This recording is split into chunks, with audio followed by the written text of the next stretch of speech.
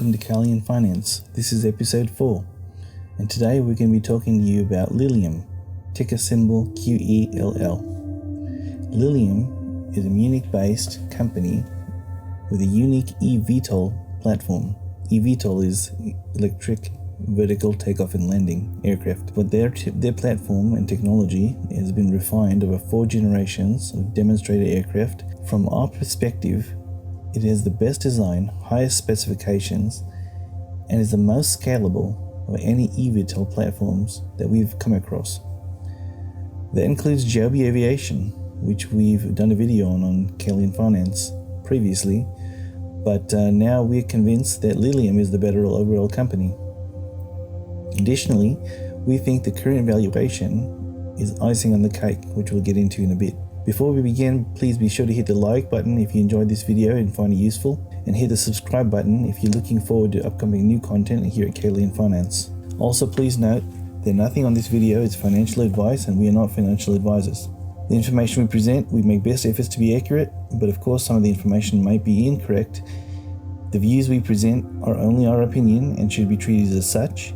Please do not rely on any of the information presented here, and please do your own due diligence before making any financial or investment decisions.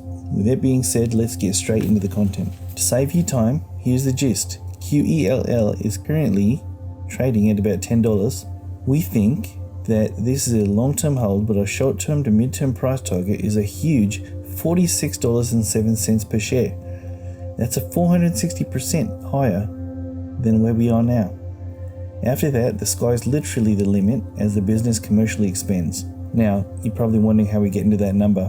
Well, let's get into it now. So on March 30th, Lilium announced that it had entered into a definitive business combination agreement with QELL Acquisition, a publicly listed special purpose acquisition company led by Barry Engle, a former president of General Motors North America, and is focused on developing next generation sustainable mobility. Upon closing of that transaction, the company will be called Lilium, and is anticipated that ordinary shares will be listed on the Nasdaq under the ticker symbol LILM. Now let's talk about the aircraft. What a stunner it is. Take a look at this. In my humble opinion, it is absolutely beautiful and is by far the best looking eVTOL that has been proposed that I've laid my eyes on. The Lilium aircraft is 100% electric, seats 6 passengers, 7 with pilot, has a range of 155 miles with reserves, top speed of about 175 miles per hour, and is super quiet and reportedly more quiet than the open propeller eVTOLs like Joby and the others, and has a ton of safety features and redundancy built in. It has 30x fewer parts than a commercial airliner and will be using 3D printed materials. Also, the company plans to make these vehicles autonomous in the future, which will dramatically lower costs and increase the passenger capacity by 1. Additionally, Lilium is going to introduce a scaled up 16-seater in the future, so for use in both commercial, in travel and cargo applications, and it's going to just really knock the doors off. You can see a picture of that one right here.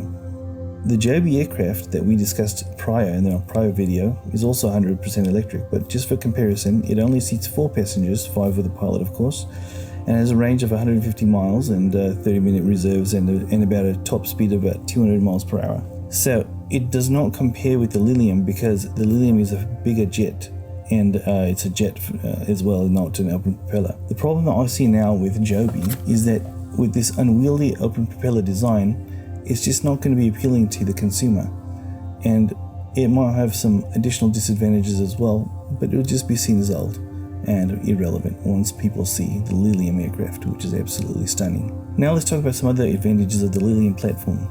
Let's talk about the batteries. Lilium says that they've secured the batteries that they need to start production, and they believe that these are going to be at about 330 watt hours per kilogram, which is more than Tesla currently does in their automobiles, but in the next generation I believe it's going to be higher than that. The 4680 batteries probably going to be higher than 330. So I think that 330 is a reasonable number that Lilium is quoting here. They haven't said who the supplier is, but at least they're quoting some of the important specs. The management team at Lilium is super seasoned. They're coming from companies like Airbus, Rolls-Royce, BAE Systems, to name a few, and they have a deep bench of seasoned aerospace leaders, engineers and designers.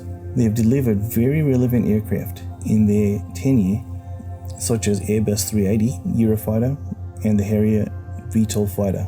As for FAA certification, they're well along the process, doing concurrently with the EASA certification. They're concurrently getting EASA and FAA, and they've gotten, as of 2020, the CRI-IO1, or the Agreement on a Certification Basis with the EASA.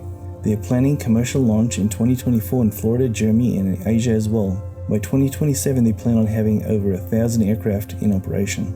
The unit cost per jet is estimated at $2.5 million, but the revenue per jet per year is estimated at about a whopping $5 million.